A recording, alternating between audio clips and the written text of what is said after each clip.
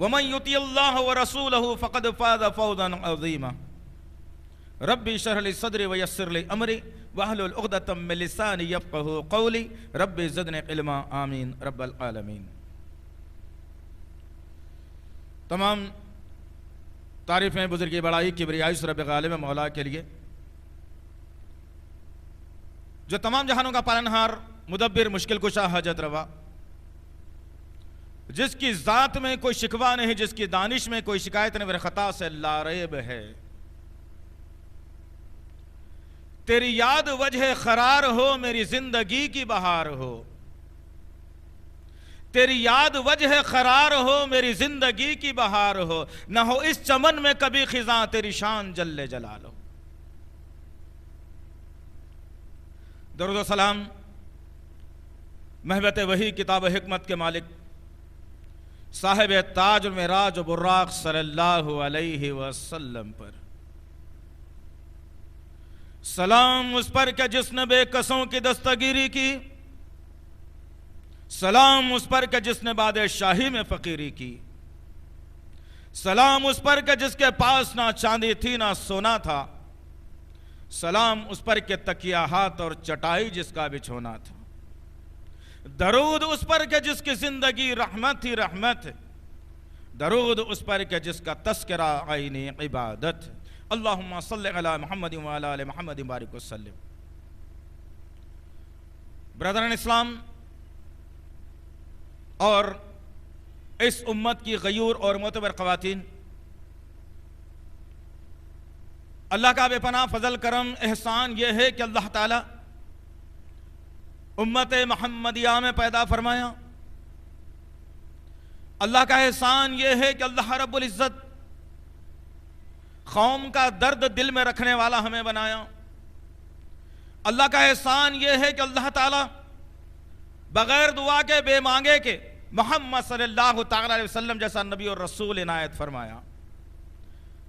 عزیزان محترم، جس طرح سے تمام بھائی اور بہنیں اس بات سے بخوبی واقف ہیں کہ آج کا جو سلگتا ہوا عنوان ہے، جو معاشرے کو ایک گھن کی طرح کھایا جا رہا ہے، اور ہر گھر، ہر طبقہ، ہر خاندان، ہر سوسائٹی اس زہر کے تحت اپنے آپ کو ہلاکت میں ڈال رہی ہے، لیکن افسوس کے ساتھ یہ کہنا پڑتا ہے کہ ہمارے ضمیر کو پتہ نہیں کیا ہو گیا ہے کہ ہم اتنے خطرناک موذی مرض کے خلاف کھڑے ہونے کے لیے تیار نہیں ہیں۔ آج الحمدللہ میں بڑے فخر کے ساتھ کہوں، آپ کو ساتھ لے کر کے، کہ اس عنوان پر اتنا بڑا اجتماع جمع ہو گیا، ماشاءاللہ۔ نوجوان بھی ہیں، میرے بزرگ حضرات بھی ہیں، میری ماں بہنیں بھی ہیں، ماشاءاللہ۔ اللہ کا ایک کرم یہ ہو جائے گا انشاءاللہ العزیز کہ جو لڑکیاں گھر میں جہیز کی وجہ سے اپنی عمر کٹا رہی ہیں، جو نوجوان جہیز کو لیے نہ لیے ہوں، جن کی زندگیاں اجیرن ہیں، انشاءاللہ تعالی اس موذی مرض کے خلاف یہ آج کا ایک انقلابی جلسہ رہے گا انشاءاللہ۔ اور دوسری اہم بات کہ مجھے اور آپ کو اللہ تعالیٰ نے جو ذمہ داری دے کر پیدا کی ہے کہ کنتم خیر امت اخرجت للناس تأمرون بالمعروف وتنہون عن المنکر، یہ جو مسلم زمرے ہم کو شامل کر کے اللہ نے پیدا کیا ہے، بہترین امت بتایا ہم تمام انسانوں کو، بہترین امت بتایا تمام مسلمانوں کو، بہترین امت بتایا مرد و خواتین کو کہ تمہاری ذمہ داری ہے کہ تم معاشرے سے اچھائی قائم کرو اور معاشرے سے برائی کو میٹو۔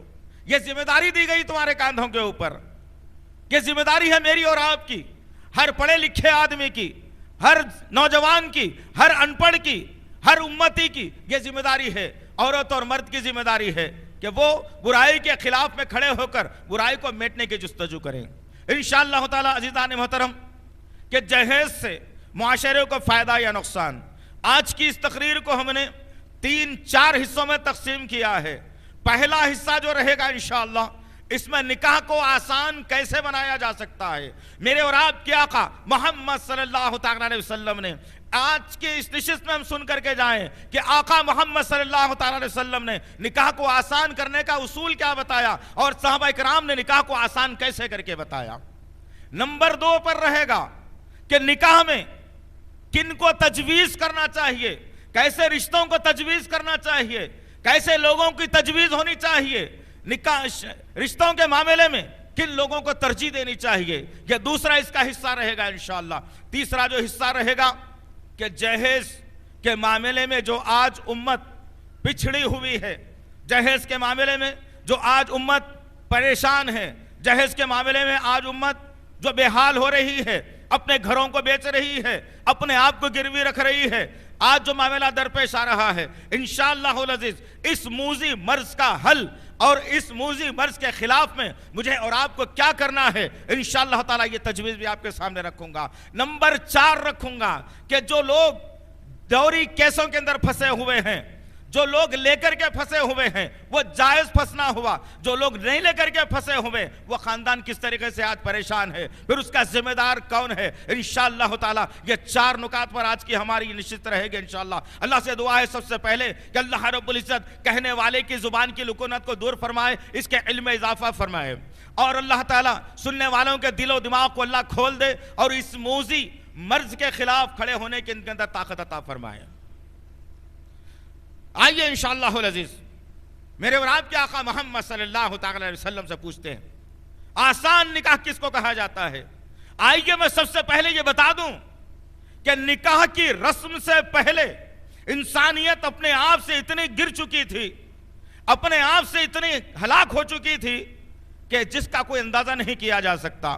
امت کی ماں عائشہ صدیقہ رضی اللہ تعالیٰ عنہ فرماتی ہیں کہ جب کوئی لڑکی جوان ہو جاتی، وہ لڑکی کا نکاح کرنے کا کوئی رواج نہیں تھا، کوئی ذمہ دار بننے کو تیار نہیں تھا، وہ نوجوان لڑکی 4 مردوں کے حوالے کر دی جاتی، 4 مرد ایک عورت کے ساتھ میں بستری کرتے، ایک عورت کے رحم کے اندر اس کا مادہ منویہ ٹپکاتے، اور پھر جب وہ لڑکی حاملہ ہو جاتی اور وہ لڑکی جب حاملہ ہو کر کے جب بچے کو جنم دیتی، دنیا میں لا دیتی، تو وہ لڑکی کرتی فیصلہ یہ کہ وہ لڑکے کو سامنے رکھتی، ان 4 مردوں کو بلاتی اور سامنے کھڑا کرتی اور لڑکے کے چہرے کو دیکھتی اور اس مرد کے چہرے کو دیکھتی، جب چہرہ کسی ایک سے جب میچ ہوتا تو اس کے لیے کہتی یہ تیرا لڑکا ہے، تو اسے لے کر کے جانا۔ نعوذ باللہ من ذالک، یعوذ باللہ۔ ایک گناہ کا کام تھا جو انسانیت کر رہی تھی، لیکن قربان جائیے محمد صلی اللہ تعالیٰ علیہ وسلم پر، قربان جائیے میرے اور آپ کے آقا محمد صلی اللہ علیہ وسلم پر، جن پر اللہ تعالیٰ نے اصول اور ضوابط کو نازل کرتے ہوئے انسانیت کی فکر میں، انسانیت کی خوشنودی کے لیے، انسانیت کی کامیابی کے لیے، انسانیت کی کامرانی کے لیے، انسانوں کو انسان بنانے کے لیے محسن انسانیت، شافع محشر، مالک حوض کوثر محمد صلی اللہ علیہ وسلم کو دنیا میں بھیجا۔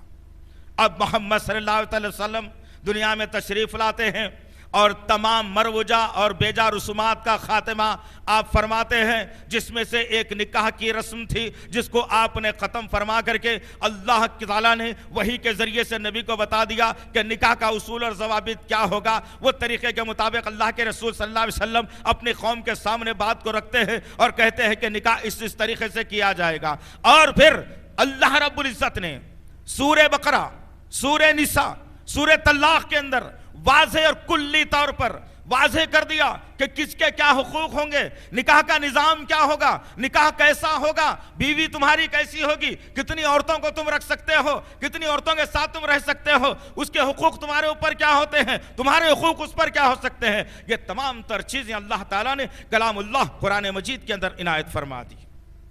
بس شرط صرف یہ ہے کہ جو بند کرا ہوا قرآن جو گھر میں اور آپ بڑے ہی خطرناک طریقے سے ایک جوزدان میں لپیٹ کر، ایک لکڑی کی پیٹی میں باندھ کر، ایک لاک کر کے اس کو سر کے اوپر جو سجا کر رکھ دیا ہے اور روز صرف اس کو دیکھتے ہو اور اپنے گھر سے چلے جاتے ہو، وہ قرآن تم سے سوال کرتا ہے، اے میرے اللہ کے بندے، میرے نبی کے امتی، نبی کے قلب بہتر پر مجھے نازل کیا گیا ہے، کبھی تو اسے کھول کر پڑھ لے یار، تیری زندگی میں روشنی لا دوں گی، تیری بیوی کو مطیع و فرمانبردار بنا دوں گی، تیری اولاد کو مطیع و فرمان بنا دوں گی، تیرے گھر کے اندر رحمت کو داخل کر دوں گی، صرف ایک مرتبہ مجھے کھول کر کے پڑھ لینا۔ لیکن مسلمان اتنا بڑا ظالم ہو گیا ہے کہ ہر چیز پڑھنے آ گیا مسلمان کو، ہر چیز جاننے آ گیا مسلمان کو سوائے قرآن کے، اور قرآن کو چھوڑ کر آج مسلمان غیروں کے دفتروں میں جا کر، غیروں کے سامنے ہاتھ جوڑ کر انا میری بھی بنا دے، صاحب میرا بھی کیس ذرا دیکھ لینے کی باری آ گئی۔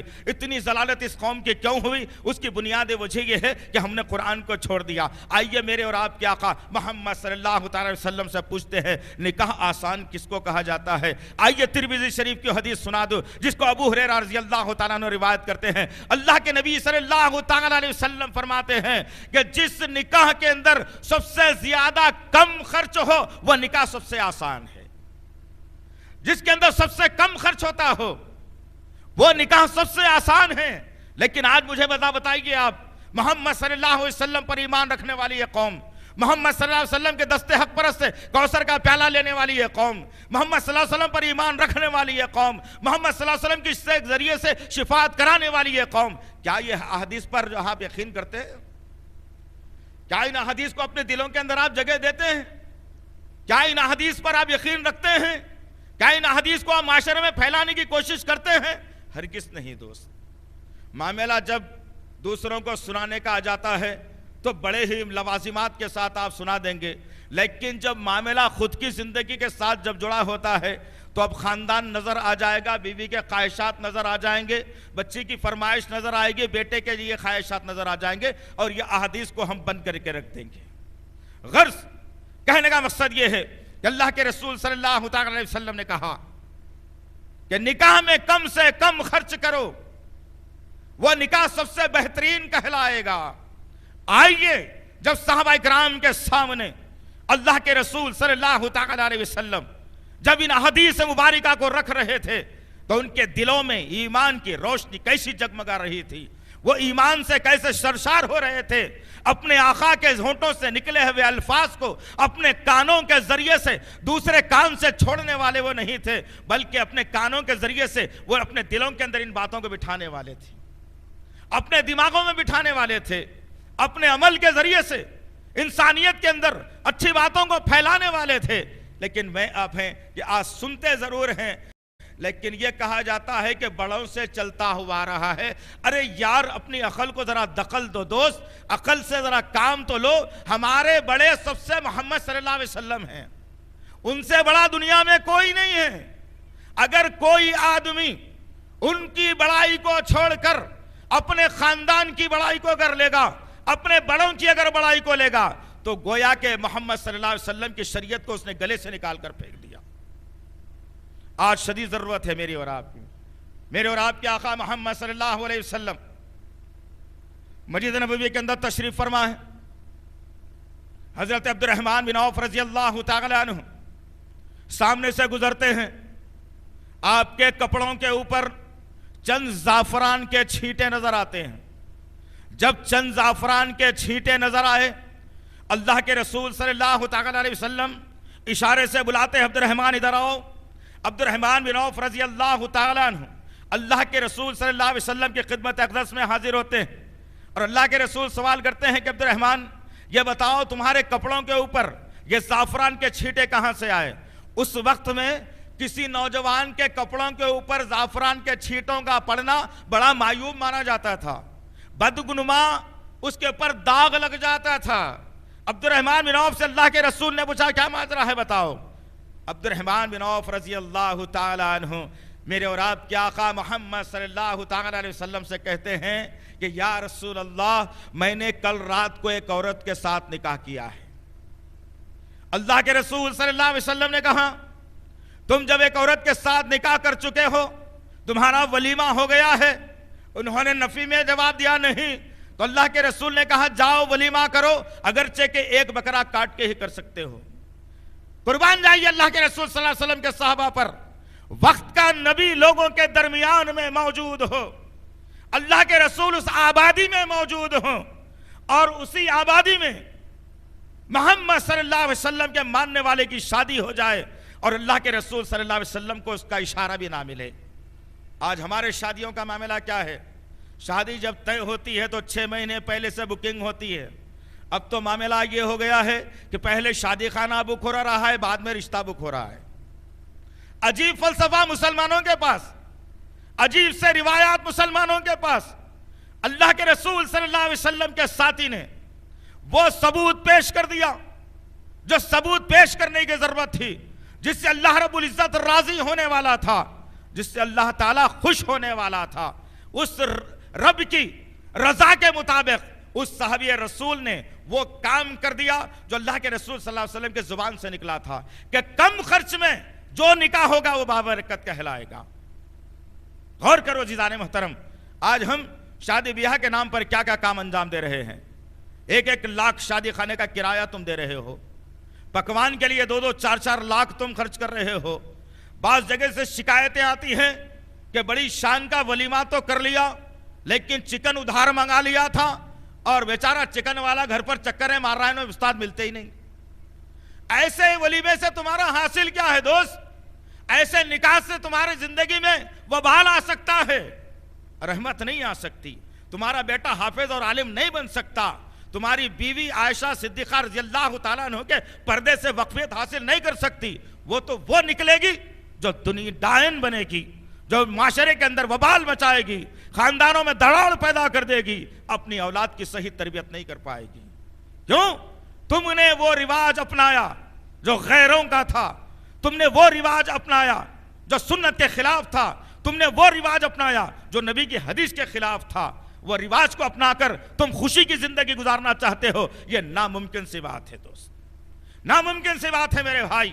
اے میرے نوجوانوں، یہاں تم جو ذوق جرذوق جو جمع ہوئے، تم یہاں پر جو یہاں پر تم لوگ بیٹھے ہوئے ہو، مجھے فخر ہو رہا ہے، میں تمہارے سامنے بیان کر رہا ہوں اس لیے کہ اس عنوان پر یہاں نوجوانوں کا جمع ہونا اس بات کی دلیل ہے کہ انشاءاللہ تعالی آج کی اس نشست ختم ہونے سے پہلے یہ عہد کریں گے یہاں کے نوجوان کہ ہم جو بھی نکاح کریں گے اس میں ہم بغیر 1 روپیہ بھی لیں گے نہیں، بلکہ 1 روپیہ دے کر کے لائیں گے انشاءاللہ. انشاءاللہ العزیز دوست، یہ عہد مجھے اور آپ کو کرنا ہے. آئیے، جو نکاح کے معاملے میں اللہ کے رسول صلی اللہ علیہ وسلم نے کیا کہا، میرے اور آپ کے آقا محمد صلی اللہ علیہ وسلم فرماتے ہیں، 2 مثالیں دے کر کے بتائی. پہلی مثال اللہ کے رسول دے کر کے بتائی کہ اے لوگوں، تمہارے گھر میں جوان لڑکا ہے اور لڑکی ہو تو ان کو اٹھانے کے لیے اتنی جلدی کرو جتنا تم میت کو اٹھانے میں کرتے ہو. کیا تم میت کو سڑا کر رکھنا گھر میں پسند کرو گے؟ نہیں. وہ بیٹا جس کے لیے تم پوری جوانی قربان کر چکے تھے، اگر اس کا انتقال ہو جاتا ہے تو کہتا ہے باپ کہ جلدی خبر کا انتظام کرو، جلدی کفن لاؤ، نہلاؤ، اسے مقام تک پہنچا دو. محبت ختم ہو جاتی ہے. میرے اور آپ کے آقا محمد صلی اللہ علیہ وسلم نے اسی مثال کو سامنے رکھ کر کے کہا، جس گھر کے اندر جوان لڑکا اور لڑکی رہتے ہوں ان کو اٹھانے کے لیے جتنا تم مردوں کے لیے جلدی کرتے ہو اتنی جلدی کر کے انہیں اٹھا دیا جائے. دوسری بات اللہ کے رسول صلی اللہ علیہ وسلم نے نوجوان لڑکے اور لڑکیوں کے گھر میں رہنے کے متعلق ایک وعید بھی سنائی. سن لو نوجوان ساتھیوں، اور آج وہ حدیث صادق آ رہی ہے اور آج وہ بات صادق سچی نظر آتی ہے. اللہ کے رسول صلی اللہ علیہ وسلم فرماتے ہیں کہ جس گھر میں شادی کے قابل نوجوان لڑکا ہو یا لڑکی موجود رہتی ہے اس گھر میں مفلسی آ جاتی ہے. مفلسی، غریبی. اور آج اندازہ کرو تم، گھر میں 80,000 روپے آ رہے ہیں، پھر آخری مہینے میں منگنے کی ضرورت پڑ رہی ہے. گھر میں 1 لاکھ روپے آ رہے ہیں، پھر زندگی مخروش چل رہی ہے. غرض کہنے کا مقصد یہ ہے کہ میرے اور آپ کے آقا محمد صلی اللہ علیہ وسلم نے اچھا اصول، زبردست نکتہ، زبردست طریقہ بتایا کہ کس طریقے سے آپ نکاح کو آسان کر سکتے ہیں. اللہ کے رسول صلی اللہ علیہ وسلم مجلس کے اندر موجود ہیں، صحابہ کرام ارد گرد گھیرے ہوئے ہیں. اللہ کے رسول صلی اللہ علیہ وسلم اپنے ماننے والوں سے کچھ فرمانے والے ہیں. اتنے میں ایک پردہ نشین عورت داخلہ لیتی ہے. پردہ نشین عورت نے داخلہ لیا اور اللہ کے رسول صلی اللہ علیہ وسلم سے کچھ کہنا چاہا. اللہ کے رسول نے اٹھے اپنی جگہ سے اور اس عورت کی طرف جا کر پوچھتے، بتاؤ کیا ماجرا ہے مائی؟ وہ عورت باواز بلند کہتی ہے کہ یا رسول اللہ، میں آپ سے نکاح کرنا چاہتی ہوں، मैं आपसे निकाह करना चाहती हूं, क्या आप रजामंदी है? अल्लाह के रसूल सल्लल्लाहु अलैहि वसल्लम अपनी निगाहों को नीचे करते हैं और आकर अपनी जगह पर बैठ जाते हैं। सहाबा कराम जो अल्लाह के रसूल के हर इशारे पर अपनी जानों का नजराना पेश करने वाले थे, मोहम्मद सल्लल्लाहु अलैहि वसल्लम जब अपनी जगह पर आकर बैठ जाते हैं, अल्लाह के रसूल के इस हरकत को सहाबा कराम भांप लेते हैं और उनमें से एक सहाबी खड़ा होता है।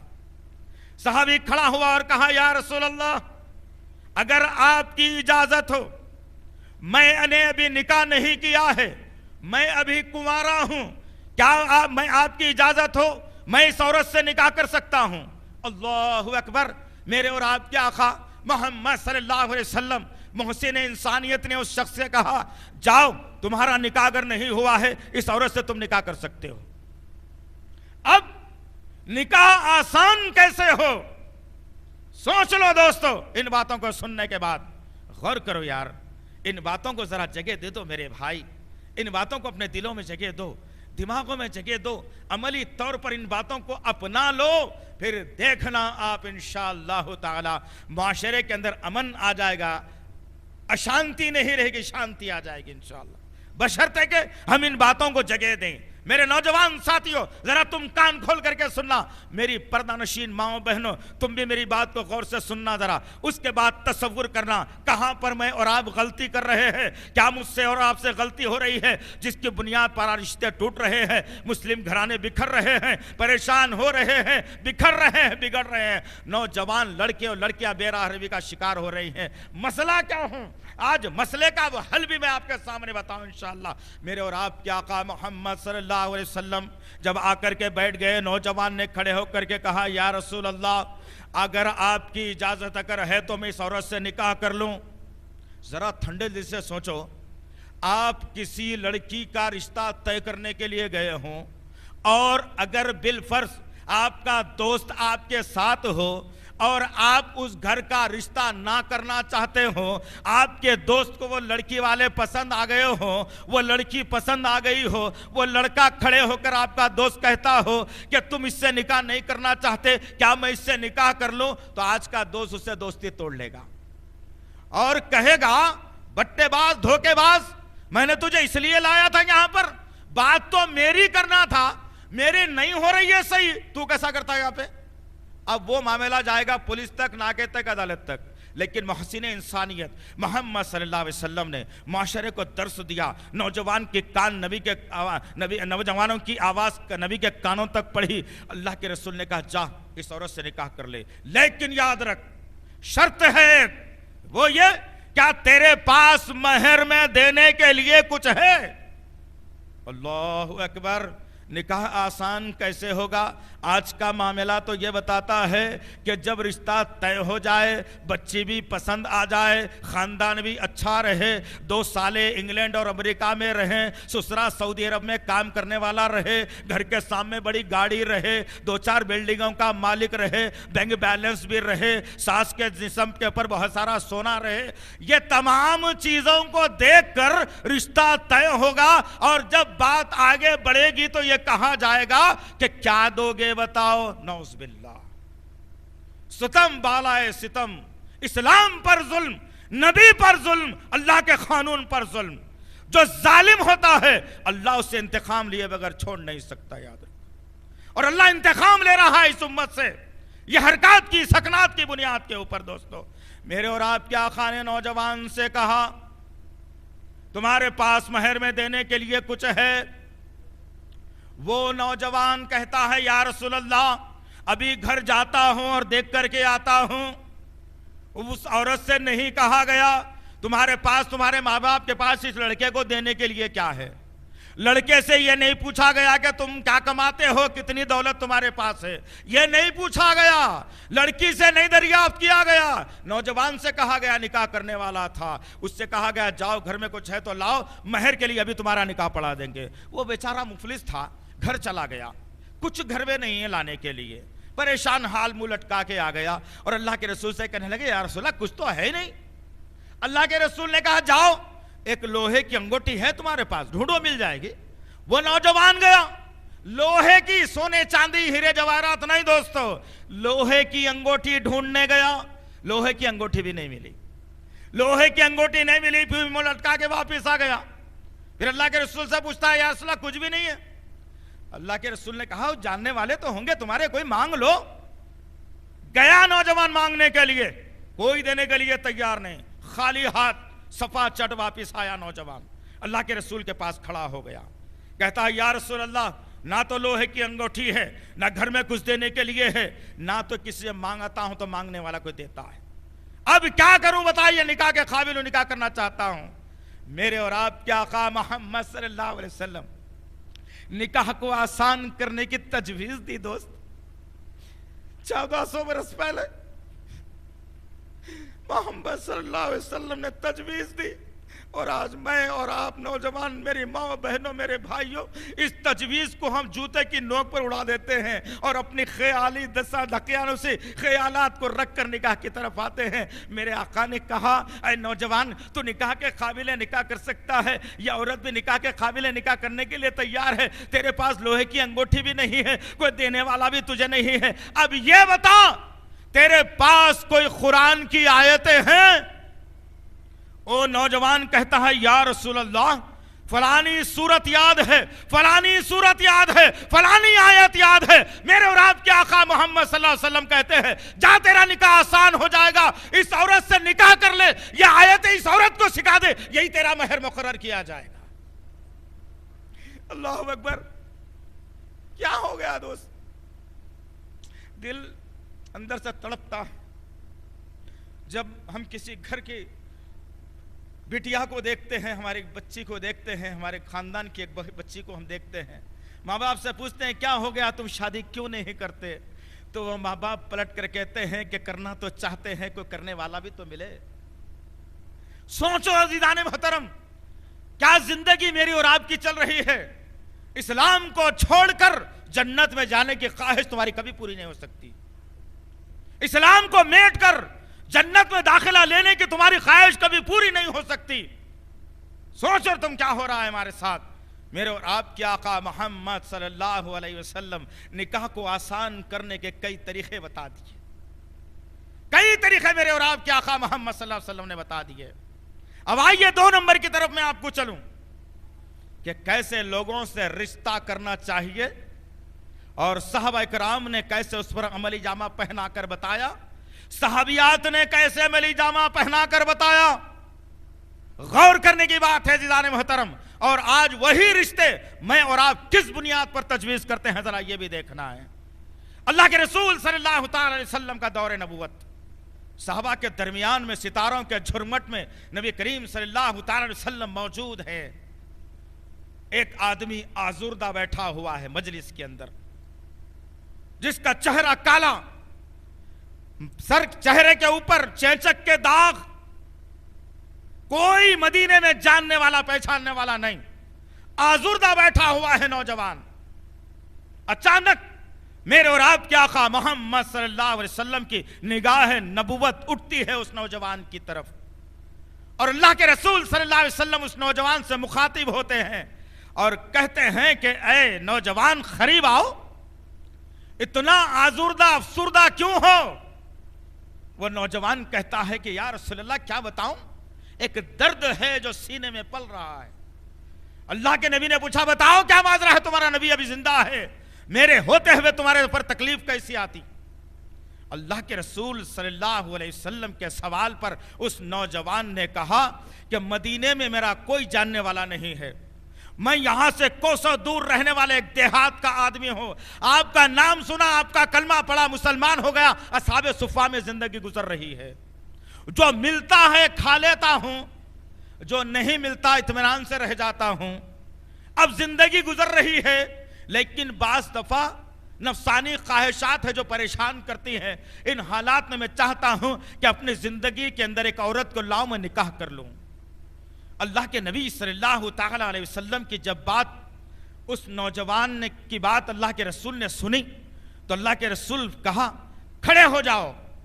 इस मस्जिद नबवी के आगे जाने के बाद जो सामने घर नजर आ रहा है, मेरी माँ बहनों जरा रुक जाना, यहां तुम ذرا کان کھول کر کے سننا، میری نوجوان بہنوں تم اپنے کان کو کھول کر کے سننا، اے میرے نوجوان ساتھیوں تم بھی سننا، میرے معاشرے کے ذمہ دار آئیڈل یہاں پہ تم بھی ذرا سننا، میرے بزرگوں ذرا تم بھی سننا۔ عزیزان محترم، میرے آقا نے کیا پیاری بات بتائی، کہاں جاؤ وہ گھر نظر آ رہا ہے، وہ گھر پر دستک دو اور کہہ دینا اس گھر والوں سے تمہاری بیٹی کے ساتھ اس نوجوان کا نکاح کر دیا جائے۔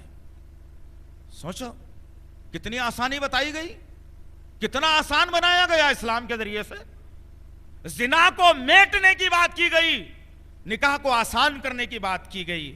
لیکن آج کیا معاملہ ہے اس قوم کا کہ زنا 200 روپے میں ہوتا ہے اور نکاح 2 لاکھ روپے میں ہوتا ہے۔ عجیب فلسفہ چلا قوم کا، یہ عجیب معیار بنا لیا میں نے اور آپ نے، جبکہ میرے اور آپ کے آقا نے کہا کہ زنا کو اتنا مشکل کر دو اور نکاح کو اتنا آسان کر دو کہ زنا مشکل ہو جائے۔ آج ہو رہا ہے زنا مشکل؟ ناممکن سی بات ہے۔ میں بتاؤں گا آپ کو شہر کے حالات بھی انشاءاللہ مختصر طور پر۔ غرض کہنے کا مقصد یہ ہے، آقا نے کہا جاؤ دروازے پر دستک دو، ان سے کہو کہ نبی نے بھیجا ہے تمہاری بیٹی سے نکاح کرنا ہے۔ وہ نوجوان پہنچ گیا جس کے پاس رہنے کے لیے گھر نہیں، کھانے کے لیے کھانا نہیں، جس کا چہرہ بھی کوئی عمدہ نہیں، جس کے خاندان کا کوئی پتہ نہیں۔ نوجوان پہنچ جاتا ہے، دستک دیتا ہے، اندر سے عورت کی آواز آتی ہے، کون؟ کہا میں فلانا صحابی ہوں، کس غرض سے آئے ہو؟ میں تمہاری لڑکی سے نکاح کرنے کے لیے آیا ہوں۔ اندر سے ایک بوڑھی عورت کی آواز نے کہا تمہارا کوئی قبیلہ، کوئی کنبہ، کوئی جاننے والا موجود ہے تمہارا مدینے کے اندر؟ وہ نوجوان کہتا ہے نہیں، کوئی موجود نہیں ہے، کوئی مدینے میں جاننے والا نہیں، میرا گھر بھی نہیں ہے، نہ میری کوئی تجارت ہے۔ اس بوڑھی عورت کے پیچھے ایک نوجوان لڑکی جس سے رشتہ اس نوجوان کا ہونے والا تھا پیچھے کھڑی ہوئی ہے، ساری گفتگو وہ سن رہی ہے۔ ماں کہتی ہے ارے نوجوان، نہ تمہارے پاس تجارت ہے، نہ تمہارے پاس گھر ہے، نہ تمہارے قبیلے کا کوئی عطا پتہ ہے، نہ مدینے میں تمہیں کوئی جانتا ہے، پھر کیا منہ لٹکا کر آئے ہو ہماری بیٹی سے نکاح کرنے کے لیے؟ چلے جاؤ، جب تمہارا رشتہ جو ہے قبیلے کا معلوم ہوگا ہم رشتہ کریں گے۔ وہ نوجوان آزردہ ہوا، پلٹ کر اپنے خدموں کو اس گھر سے پلٹا رہا ہے، آگے بڑھ رہا ہے۔ نوجوان لڑکی کی آواز آتی ہے اندر سے کہ اے نوجوان رک جا۔ وہ نوجوان سکتے میں آیا، رک گیا۔ اپنی ماں سے وہ نوجوان لڑکی کہتی ہے اے ماں، آنے والے کو نہ دیکھا جائے گا، بھیجنے والے کو دیکھا جائے گا، کس نے بھیجا ہے یہ رشتہ۔ کیا دوست، اتنا آسان بتا دیا، تجویز بھی بتا دی کس سے نکاح تمہارا ہو سکتا ہے۔ لیکن آج کیا معاملہ ہے ذرا غور کرو۔ سید آدمی خان کو لڑکی نہیں دیتا، سنی آدمی وہابی کو لڑکی نہیں دیتا، شیخ سید سے نہیں کرتا، سید شیخ سے نہیں کرتا، جبکہ سید کا کلمہ بھی ایک، شیخ کا کلمہ بھی ایک، سید کا نبی بھی ایک، شیخ کا نبی بھی ایک، سید کا قرآن بھی ایک، شیخ کا قرآن بھی ایک، شیخ کا کعبہ بھی ایک، سید کا کعبہ بھی ایک، سید کا رب بھی ایک، شیخ کا رب بھی ایک، لیکن اس کے باوجود ہمارے نکاح آج معیار پر دیکھنے کے قابل ہو گئے، معیار پر دیکھنے کے قابل ہو گئے آج ہمارے رشتے۔ کیا دیکھا جاتا ہے؟ کہاں سے تعلق رکھتا ہے، کون سی فیملی سے ہے، کیا اسٹیٹس ہے ان کا۔ نعوذ باللہ، یہ جو جملہ مسلمانوں کے پاس آیا نا، اسٹیٹس کا جملہ، نعوذ باللہ من ذالک، یاس باللہ، یہ جملہ جہنمیوں کا جملہ ہے۔ میں تو کہوں گا اسٹیٹس، مسلمان سے اسٹیٹس پوچھ رہا ہے، نعوذ باللہ۔ ایک ہی صف میں کھڑے ہو گئے محمود و ایاز، نہ کوئی بندہ رہا نہ کوئی بندہ نواز۔ اسلام نے تو مساوات دیا، ایک ثانیت دی، ایک جہتی دی، ایک لیول پر لا کر کھڑا کر دیا، لیکن آج مسلمانوں کے دخیانوں سے خیالات نے مسلمانوں کے اندر بھید بھاؤ پیدا کر دیے۔ آج یہی بنیاد کے اوپر کئی لڑکیوں اس بات کی منتظر ہیں کہ کوئی تو مائی کا لال آئے اور میرا ہاتھ دبوچ کر مجھے اپنی بیوی بنا کر یہاں سے لے جائے۔ کوئی باپ آنکھ میں آزردہ آنسو لا کر کہتا ہے کہ ہائے میری بیٹی کا نکاح کب ہوگا۔ 100 لوگ دیکھ کر کے چلے گئے لیکن کوئی میری بیٹی کو پسند نہیں کرتا. کیا اسٹیٹس ہم نے بنایا ہے؟ ذرا غور کرو آپ. کیا ہم نے رویہ اختیار کیا ہے؟ میرے اور آپ کے آقا محمد صلی اللہ تعالی وسلم کا نکاح کس سے ہو رہا ہے؟ اپنے غلام زید بن حارثہ کی بیوی زینب بنت جہش کے ساتھ اللہ کے نبی کا نکاح ہو رہا ہے. وقت کا نبی جس پر وحی کا نزول ہوتا ہو، جو راست اللہ کی نگرانی میں رہتا ہو شخص، جس کے بعد دنیا میں کوئی نبی آنے والا نہیں، جس کو محسن انسانیت رحمت للعالمین خاتم نبوت بنا کر دنیا میں بھیجا گیا، لیکن وہ نبی ایک غلام کی اور خود اپنے غلام کی ایک نوکر کی بیوی سے نکاح کرنے کے لیے تیار ہو جاتا ہے. نبی نے بھید بھاؤ ختم کر دیا تھا، لیکن آج ہمارا معاملہ کیا ہے؟ میری ماؤں بہنوں ذرا تم زیادہ کثرت سے سننا اس بات کو. میرے بھائی ذرا تم بھی کثرت سے اس بات کو سننا. جو ہمارے پاس مقدمات آتے ہیں، جو ہمارے پاس فیملیز آتے ہیں، جو ہمارے پاس ماں باپ روتے ہوئے آتے ہیں، کس بنیاد پر آتے ہیں؟ ذرا غور کرو. تم بچی کو BSc پڑھا دیا، بہت بڑی انگلش تعلیم دے دی، لیکن اللہ نے آسمان سے رشتہ طے کیا، اس کے مقدر میں انٹرمیڈیٹ یا SSC بچہ لکھ دیا، انٹرمیڈیٹ یا SSC کا بچہ لکھ دیا.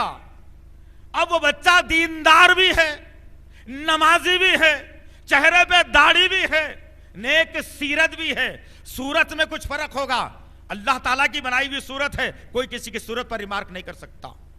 میں صورت کی بات ہرگز نہیں کروں گا. نیک سیرت بھی ہے، تمام چیزیں ہیں، لیکن اس لڑکے کے رشتے کو یہ بول کر ٹھکریا دیا جاتا ہے کہ ہماری لڑکی بہت زیادہ پڑھی ہوئی ہے، تمہارا لڑکا تو انٹر پڑھا ہے، یہ دونوں کا میچ کیسے ہوگا؟ اللہ اکبر. ارے میچ کیسے ہوگا؟ کیا بات بھائی؟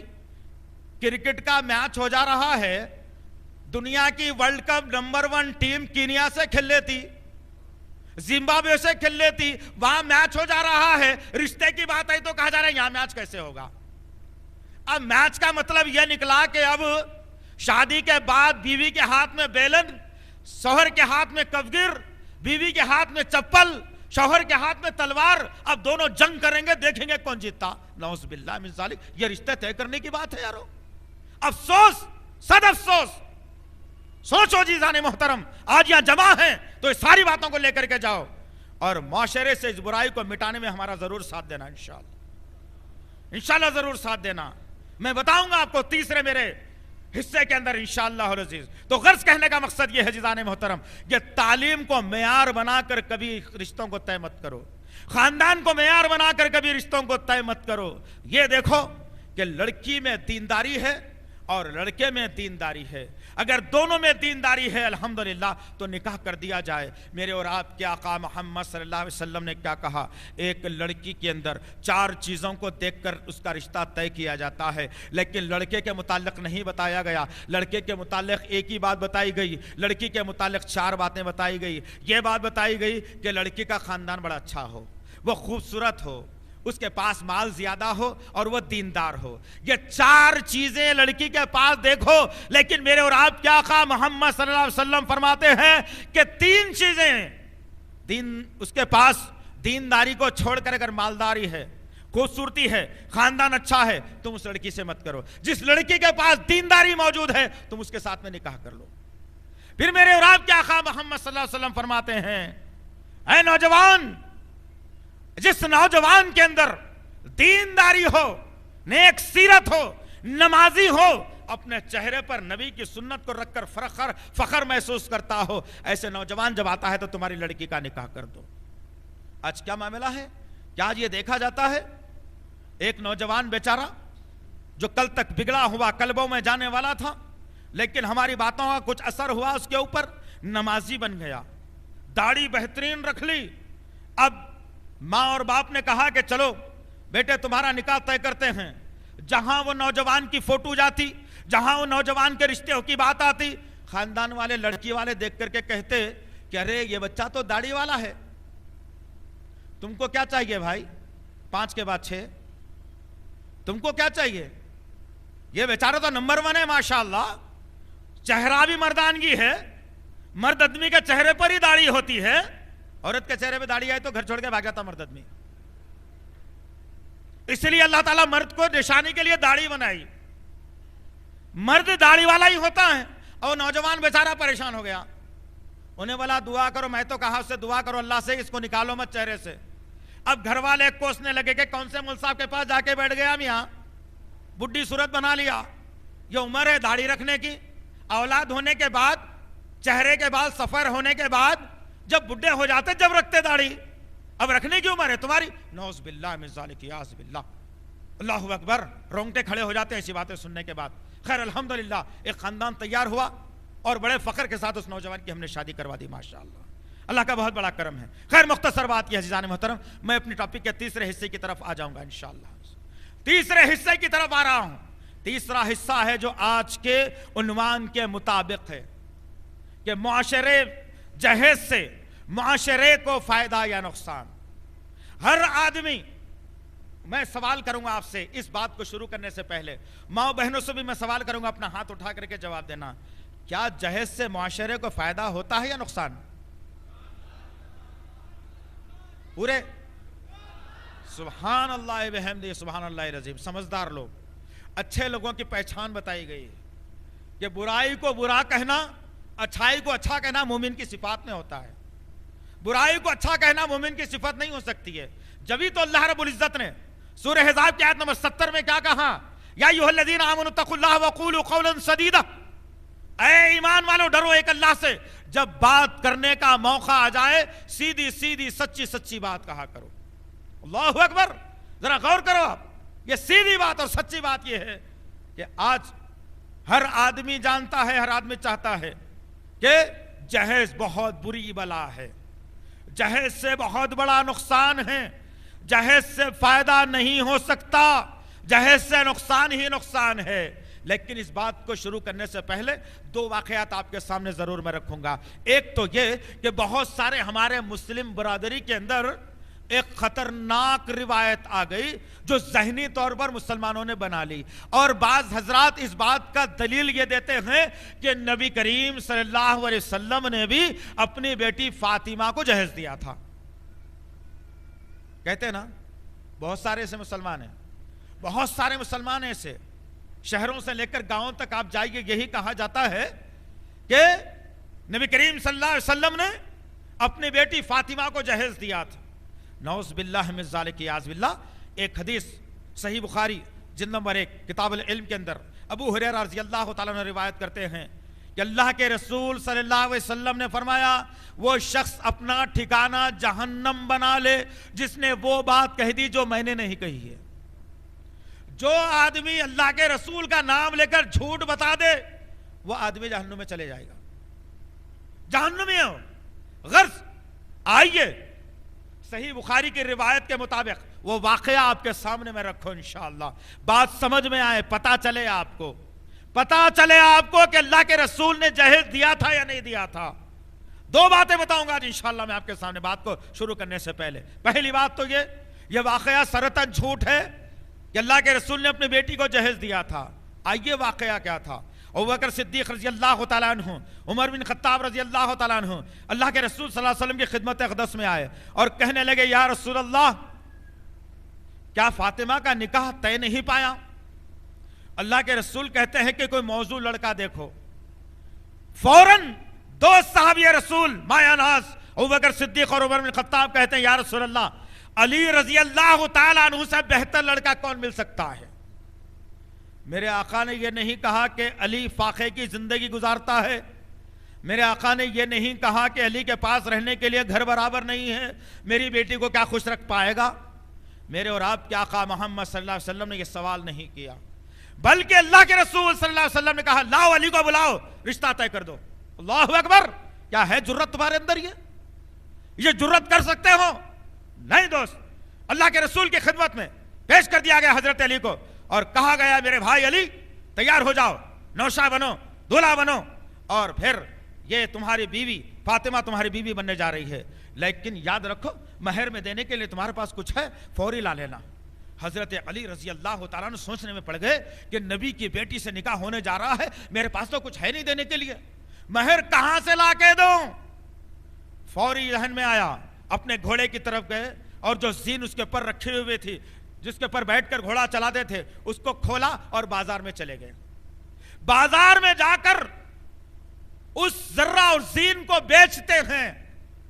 اب بیچنے کے بعد جو قیمت آتی ہے اس کو ہاتھ میں پکڑ کر اب طے کر رہے ہیں کہ سامان زندگی کیا خریدوں, مہر کتنا دوں. ابھی آ رہے ہیں واپس, رستے میں حضرت عثمان بن عفان رضی اللہ تعالیٰ عنہ سے ملاقات ہوئی.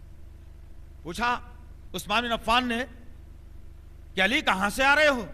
کہا نبی کی بیٹی سے رشتہ طے ہو گیا ہے, نکاح کرنے والا ہوں, مہر میں دینے کے لیے کچھ نہیں تھا, پھر کیا کیا, میری گھوڑے کی جو ذرہ زین تھی اسے بازار میں بیچ دیا ہوں. عثمان بن عفان نے کہا کہاں بیچا ہے, آؤ مجھے بتاؤ. دکان پر لے گئے, وہ ذرہ بتائی گئی. عثمان بن عفان نے کہا کتنے میں خریدا ہے؟ اتنے میں خریدا ہے, یہ لے رقم اور مجھے یہ بیچ دے. اللہ اکبر. ایمان والوں کی صفات بتائی جا رہی ہے. دوست, اس واقعے کے اندر بہت بڑا درس ہے ہمارے سوسائٹی کے لیے, برادری کے لیے, انسانیت کے لیے.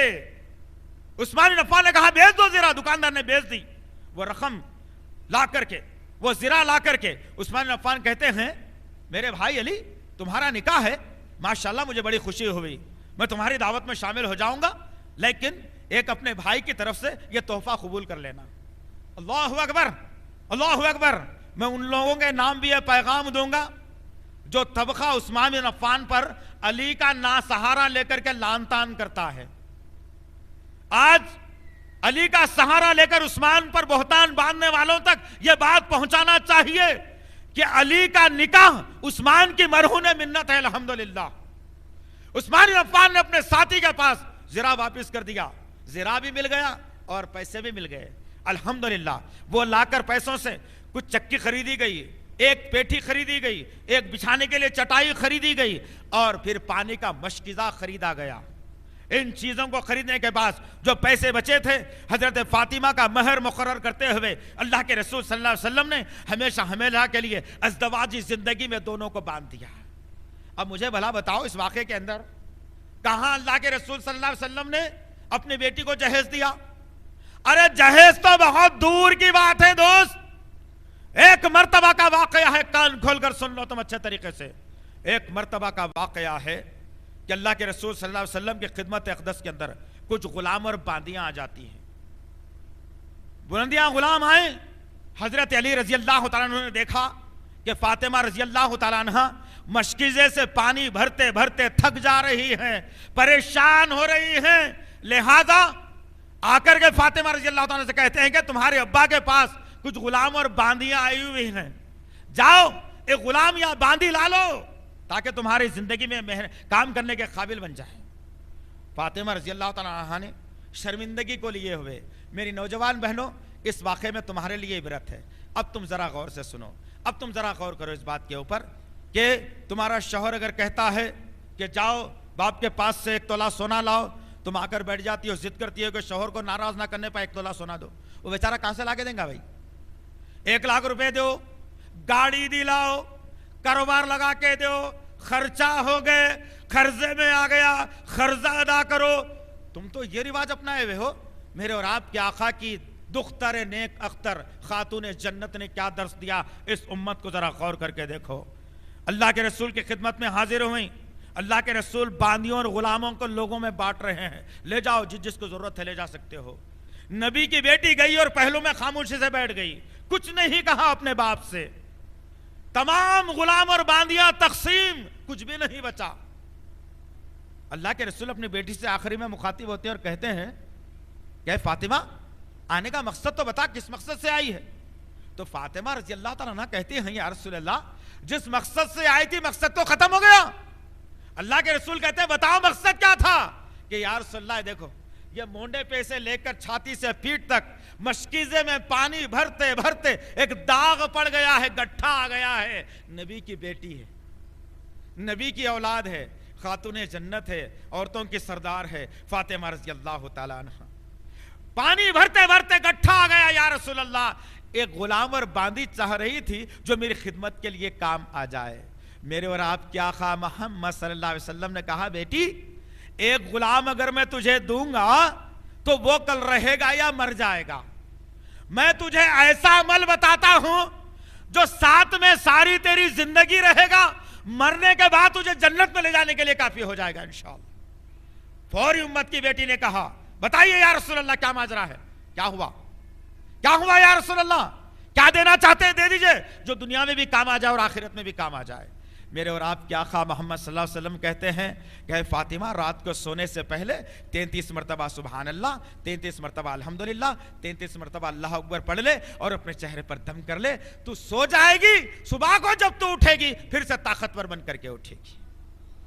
اور میری ماں کا کیا عالم ہے ذرا مجھے بتاؤں، جو تم سوچتے ہو کہ میں تو بہت بڑا آئی ٹی پروفیشن میں انجینئر ہوں، میری تنخواہ 2 لاکھ روپے ہے، مجھے کلمہ لا الہ الا اللہ تو نہیں آتا، I don't know what do you want ضرور آیا تھا، میں یہ ضرور جانتا ہوں، اب اسی کے مطابق اپنی زوجہ کو سلیکٹ کرتا بیچارہ، انہیں بولتا کہ نماز پڑھنے والی نک کو پردے میں رہنا، ارے نک کو یہ بھی پھر کیا ہونا، دوستوں کے سامنے بغیر برقعے کے نکلنے والی، بازاروں میں پھرنے والی، ٹی وی سے شوق رکھنے والی۔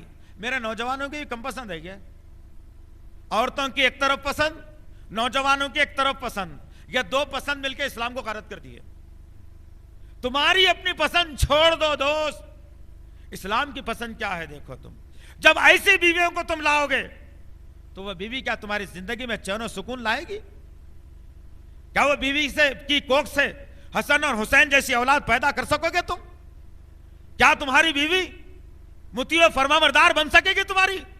کیا تم اپنی بیوی پر میں تمہارا شوہر ہوں کیا رباب تم جھاڑ سکو گے؟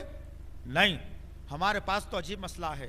اور پھر جب یہ ساری چیزیں ہوئی تو ایک زہریلا مادہ جو ہمارا نہیں تھا، اسلام سے باہر والوں کا تھا، یہ دین اکبر اور دین الہی کی دین ہے۔ جہیز کا لینا، عورتوں پر ڈوری ڈالنا، عورتوں پر مہر ادھار رکھنا، ان سے پہلے جوڑے کی رقم لینا، ان سے اپنی زندگی کے سامان لینا، یہ دین الہی جودہ اور اکبر کے مسخرے پنے میں ملتا ہے، آپ کو اسلام میں نہیں مل سکتا انشاءاللہ۔ تھا راجپوتانہ نظام، راجپوتوں کی دین تھی یہ، دین الہی قائم کرتے ہوئے یہ چیز کو مسلمانوں پر مسلط کر دیا گیا۔ اسلام کا ایک بھی واقعہ نہیں مل سکتا جس میں جہیز لے کر کے شادی کیا گیا انشاءاللہ۔ کوئی صحابی نہیں بتا سکتے آپ، کوئی تابعی نہیں بتا سکتے آپ۔ 4 ہمارے بڑے ائمہ اکرام، ان ائمہ اکرام کی زندگی میں آپ نہیں بتا سکتے کہ انہوں نے خود محض جہیز جو ہے نا لے کر کے شادی کی، مہر ادھار رکھ کر کے شادی کی، یا ان کی اولادوں نے جو ہے نا جہیز لے کر کے شادی کی، نہیں بتا سکتے آپ انشاءاللہ۔ اس کا مطلب نکلا کہ یہ ہماری دین ہے، ہم نے غیروں کے رسموں کو جو ہے اپنی زندگی میں لا کر کے ہم یہ زندگیوں میں پریشانی لا رہے ہیں۔ تو غرض کہنے کا مقصد یہ ہے عزیزان محترم، اب آئیے آج کا جو سلگتا ہوا پہلو یہ ہے کہ جہیز، نعوذ باللہ، میرے آقا نے کہا نوجوان جب تیار ہو جائے شادی کے لیے مہر نقد دینا چاہیے، مہر نقد دے کر شادی کرو۔ اور یہ بے شرم قوم، ایک شعر یاد آ گیا، سنا دوں؟ پورا صادق آتا ہے ہم پر، شرم ان کو آتی ہے جو شرم سے شرماتے ہیں، شرم ان کو آتی ہے جو شرم سے شرماتے ہیں۔ ارے ہم اتنے بے شرم ہیں کہ شرم ہم سے شرماتی ہے۔ یہ عالم تو میرا اور آپ کا ہو گیا، آج امت محمدیہ کا ہو گیا دوست۔ جو رہبر تھی وہ رہزن بن گئی، جو رہبر تھی دنیا کو درس دینے کے لیے آئی تھی، راستہ بتانے کے لیے آئی تھی، آج وہ قوم ڈاکہ ڈالنے والی بن گئی۔ اب آئیے دیکھتے کیا ہے کہ اللہ کے رسول نے کہا مہر نقد دو، نقد بیچارہ لاغر بنا ہوا ہے۔ اور پھر ہو کیا رہا ہے رشتوں کے اندر، ذرا غور کرو تم۔ بچی کو دیکھنے کے لیے میرے اور آپ کے آقا محمد صلی اللہ علیہ وسلم فرماتے ہیں جب بچہ اور بچی کا نکاح ہو اور بچہ اور بچی کا رشتہ جب طے ہونے کی باری ہو، تم لڑکے کو اپنے ساتھ لے جاؤ، اپنے ساتھ لے جا کر جب تمہاری بات چیت ہو رہی ہو، چند سیکنڈ منٹوں کے لیے دونوں کو ایک دوسرے کو دیکھنے کا موقع دو۔ اسلام نے سکھایا ایک دوسرے کو دیکھنے کا موقع دو۔ صحابہ نے پوچھا یا رسول اللہ غیر محرم مرد اور عورت؟ کہا نہیں، یہاں رشتہ طے ہونے کی باری ہو رہی ہے، کیونکہ صحابہ کرام کو معلوم تھا یہاں جا رہے ہیں طے کر کے جانا ہے۔ بسکٹاں کھا کے، کھارے کھا کے، مرغیاں کھا کے گھر کو آ کے نہیں ہوتا بولنے کا سسٹم ہی نہیں تھا، آرام تھا وہاں پہ۔ لڑکی والے بھی اطمینان میں تھے، اب رشتہ آ گیا ہاں بول کے جاتے۔ اس لیے ان کے پاس سسٹم اچھا بنا ہے اللہ کے رسول. سمجھائے, بولے کہ آؤ دیکھ لو ایک دوسرے کو, اور پھر جب دیکھ لیں گے تو فائدہ کیا ہوگا اس سے؟ فائدہ یہ بتا اللہ کے رسول نے کہ جب دو لڑکا اور لڑکی اپنی نگاہوں کو ایک دوسرے کے سامنے دیکھتے ہیں, اللہ تعالیٰ آسمان سے رحمت کا نزول کرتا ہے جو ساری زندگی ان کے لیے کام آتا ہے. اور آج کیا معاملہ ہے ذرا سوچو آپ, کتنے خرابیاں ہمارے اندر آئیں. لڑکا بیچارہ گھر میں موجود نہیں ہوتا, کوئی امریکہ میں, کوئی آسٹریلیا میں, کوئی انگلینڈ میں, کوئی دبئی میں, کوئی سعودی عرب میں, رشتہ اس کے لیے یہاں یہ لوگ ڈھونڈ رہے ہیں. پتہ نہیں کس سے کرنا چاہ رہے ہیں شادی. اماں کر لینا چاہ رہی نہیں معلوم, بہن کر لینا چاہ رہی نہیں معلوم. ارے شادی تو بیٹے کی کرنا ہے بھائی, شادی بھائی کی کرنا ہے, شادی ماموں کی کرنا ہے, تمہاری نہیں کر لینا ہے, تم جانے کی ضرورت ہی نہیں ہے.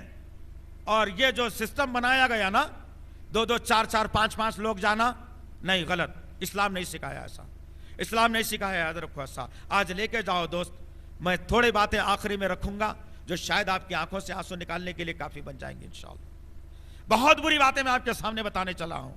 غرض کہنے کا مقصد یہ ہے کہ جاتی کون ہے؟ خالہ, اماں, بہن, ممانی, پھپھو, ہو سکا تو محلے کی جھوٹ بولنے والی ہوشیار آدمی, عورت. جو سب سے زیادہ جھوٹ والا انہیں ہوشیار, جو 4 گھر کی نیوز رکھتی. دیکھو آپ, چپ تو بھی اس سے تعلق ہی نہیں رہتا خاندان سے, گھروں سے. ان کا نے کیا چل رہا ہے, ان کا نے کیا چل رہا, انہوں کیا بولے, انہوں کیا بولے. یہ نیوز رکھنے والی عورت کو ساتھ میں رکھتے, چلو تم چلے تو ذرا اچھا رہتا بھائی. ارے کہہ کا مٹی اچھا رہتا, شیطان ہے وہ. کہہ کا مٹی اچھا, رشتوں میں روال پیدا کرنے والا کوئی انسان ہو سکتا نہیں. اب کیا ہوتا, اب جانے کے بعد بیچارے گھر والے خوش رہتے کہ ہماری بیٹی کے لیے رشتہ آیا. بچہ کہاں پڑھتا ہے؟ آسٹریلیا میں. اب بچی والے یہ منتظر رہتے ہیں کہ چلو بچہ شادی کر لے گا, اپنی ہونے والی بیوی کو آسٹریلیا لے کر کے چلا جائے گا, سکون کی زندگی گزرے گی. یہاں تو 20 سال تک کبھی کھانے کو بھی ملا, کبھی کھانے کو نہیں بھی ملا, کبھی نئے کپڑے ملے, کبھی نئے کپڑے نہیں بھی ملے, کبھی نئی چپل ملی, کبھی نہیں بھی ملی, کبھی عید کو باپ بنایا, کبھی عید کو نہیں بنایا. اچھا شوہر ملے گا تو اچھی زندگی بیٹی کی گزرے گی. ماں بھی خوش ہو جاتی ہے, باپ بھی خوش ہو جاتا ہے, رشتہ آتا ہے, تمام لوگ بیٹھتے ہیں, بچی کو بٹھایا جاتا ہے. گویا کہ ایسا معلوم ہو رہا ہے کہ یہاں پر ایک بولی لگائی جانے والی ہے, اب بکری ہونے والی ہے. ایک دکھی ہوئی مورتی کی, ایک غیب ہے آسٹریلیا میں مورتی کی. یہ دونوں کا بولی لگائی جانے والی ہے. اب ہوگا کیا؟ بچی کے بال دیکھیں گے. بال سے تمہارا کیا تعلق ہے؟ شادی بال سے تھوڑا ہی کریں گے کوئی. چہرہ دیکھیں گے, ناک دیکھیں گے, کان دیکھیں گے, پیر دیکھیں گے, ہاتھوں کو مل کے دیکھیں گے, چلا کر کے دیکھیں گے کہ چال کے اندر تھوڑا ان کا بیٹا کانا رہا بھی تو چلتا, بچی خوبصورت ہونا. یہ دستور بنا لیا. اور یہ تمام تر چیزیں دیکھنے کے بعد اور گھر کو جاتے ہیں, ادھر ماں باپ انتظار میں رہتے ہیں کہ ہائے کوئی بہترین خوبصورت سا فون آئے گا, ہمارے لیے بہترین کامیابی کا مزدہ سنائے گا. جب یہ فون آتا ہے, گھنٹی بجتی ہے, ماں اور باپ کا بلڈ پریشر بڑھتا ہے, اور فون کا ریسیور اٹھا کر ماں یا باپ جب کان کو لگاتی ہے اور ادھر سے دقیانوسی جواب آتا ہے کہ نہیں بھائی, ابھی ہمارے بچے کو آپ کی بچی پسند نہیں آئی, اور پھر آپ کی بچی میں یہ کمیاں ہیں, ہم آپ کی بچی سے نہیں کرنا چاہ رہے. استغفر اللہ ربی. اور پھر جب رشتہ طے ہو جاتا ہے, بات ہو جاتی ہے کہ چلو آپ کی بچی پسند آ گئی, ٹھیک ہے کل جواب دیں گے. دوسرے دن جواب کے ساتھ ایک بہترین لسٹ آئے گی, جنت میں جانے کا پورا سامان, زبردست. اب اس میں سب سے پہلے لکھا جائے گا قرآن مجید. بیچارہ گھر میں پڑھ پڑھ کے 2-4 پھاڑ دیا زندگی میں, اب سسرال کی آئی تو پڑھنے والا ہے. اب قرآن مجید. نمبر 2 جانماز, پکا نمازی. عید کوئی بھی نہیں پڑھتا, مرنے کے بعد لے آگے پڑھائے تھے. اس کے بعد جو قرآن مہد نقد دو بولا وہ پہلے, جانماز نماز سے اللہ سے دعا کرو بولے جنت حاصل کرو دوسرے نمبر پر. تیسرے نمبر پر بڑا شیطان ابلیس عزازیل 2 لاکھ روپے جوڑے کی رقم. کیا کر رہے؟ کیا ہو رہا ہے؟ ہو رہا نہیں ہو رہا ہے؟ کیا کر رہے بھائی؟ قرآن کا مذاق بنا رہے ہو نا تم. وہ قرآن جو تم سب سے پہلے لکھے ہو, وہ قرآن تو مہر نقد دینے کی بات کر رہا ہے. جوڑے کی رقم کی تو دور تک تصور ہی نہیں ہے اس کے اندر, دور تک تصور نہیں ہے اس کے اندر. پھر یہ کہاں سے لایا تم نے؟ کہاں سے لایا؟ موٹر سائیکل ہونا، فلیٹ ہونا، پلاٹ ہونا، پلانے کیا کیا ہونا، تمام چیزیں ہونا، شادی میں اتنے لوگوں کا کھانا بھی ہونا. یہ انٹرنیشنل فقیر ہے. یہ وہ بیچارہ غریب اچھا ہے جو فٹ پاتھ پر بیٹھ کے اپنے ہولیا کو ڈال کر مانگ رہا ہے، دے دینا. ان لوگوں کو دینے سے کیا حاصل ہے؟ ان دونوں کو دینے سے حاصل کچھ بھی نہیں ہے. گناہ گار بن جائیں گے آپ. اور یہ گناہ کا تمام وبال اس قوم پر آ چکا ہے. ہر خاندان یہ گناہ کر رہا ہے آج. غرض کہنے کا مقصد یہ ہے کہ یہ جوڑے گھوڑے کی رقم کو مجھے اور آپ کو میٹنا ہے. پتہ یہ لگتا ہے جب اس فہرست کو دیکھا جاتا ہے تو جنت تو یاد نہیں آتی بلکہ جہنم یاد آتی ہے. اب جب جہنم یاد آتی ہے تو پتہ یہ چلتا ہے، ایسا محسوس ہوتا ہے کہ ہم نے اپنے بچے کو پڑھایا، 7 لاکھ روپے لگے، باہر بھیجا 14 لاکھ روپے لگے، کما کر انہیں بھیجا، آدھی قیمت ہوئی اور آدھی قیمت اس سے وصول کرنا ہے، لہٰذا آپ کی بیٹی سے شادی کر کے وہ آدھی قیمت بھی وصول کر لیتے ہیں ہم لوگ. بات تو یہی ہو گئی. سوچ لو کیا ہو رہا ہے معاشرے کے اندر، جس کی بنیاد کے اوپر تعجب کریں گے آپ. یہ جو جہیز اور لینے دینے کی جو رسم قائم ہوئی مسلمانوں کے درمیان میں، آپ تعجب کریں گے. 2013 اور 14 کی رپورٹ ہے، تلنگانہ کی سرزمین کے اوپر 21,000 طلاق کے کیسز ہوئے. تعجب کریں گے آپ کس بنیاد پر ہوئے. یہ کس بنیاد پر ہوئے دوست؟ زندگی اچھی چل رہی تھی ہوئے؟ نہیں. تم جس بیوی سے مہر لے کر، جہیز لے کر، پتہ نہیں کیا کیا لے کر کے تم شادی کر کے لائے، اس کو دیے کچھ بھی نہیں. وہ بیچارہ قاضی بھی اتنا ظالم ہو گیا کہ انہیں بولنا چاہیے کہ بھائی دیکھو مہر نقد دیا تو نکاح پڑھا تو نہیں تو نہیں پڑھا تھا. یہ کوئی بھی قاضی نہیں بول رہا بیچارہ. اس کو کیا کرنا ہے؟ ادھر سے 2,000 ادھر سے 2,000. ایک پڑھایا تو 4,000، 10 پڑھایا تو 40,000. ایک رات میں 10 پڑھایا تھا انہیں. کچھ بھی ہوتا میرے کو کیا کرنا، جاؤ بھائی جاؤ. یہ ذمہ داری تو قاضیوں کی ہو گئی. افسوس، صد افسوس. آئیے عزیزان محترم اس بات کی طرف لے چلوں میں آپ کو. 21,000 طلاق کے کیسز ہوئے اور تعجب کریں گے آپ. کچھ رپورٹس میرے پاس رکھے ہیں، میں آپ کو بتا دوں گا انشاءاللہ کہ ہندوستان کی سرزمین پر